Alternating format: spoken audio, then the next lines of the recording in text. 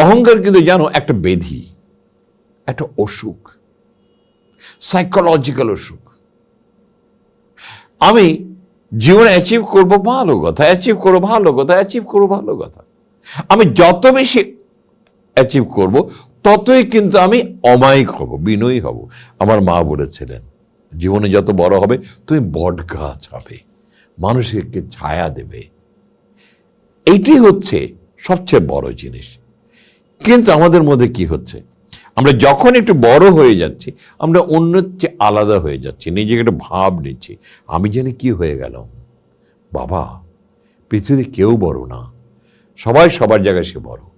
তুমি একটা জিনিস মনে রাখবে, তুমি যখনই বলছো আমি আমি ভাব নিচ্ছি, কার কাছে ভাব নিচ্ছ? সে কি তোমার খায় না পড়ে? সবাই নিজেরটা নিজে খায়, নিজে পড়ে। এই যে আমরা যারা এই যে অহংকারী হই, এখানে তুমি একটা ব্যাধিতে রূপান্তরিত হচ্ছ, একটা অসুখে রূপান্তরিত হচ্ছ। আমি যে কি জানি হয়ে গেছি।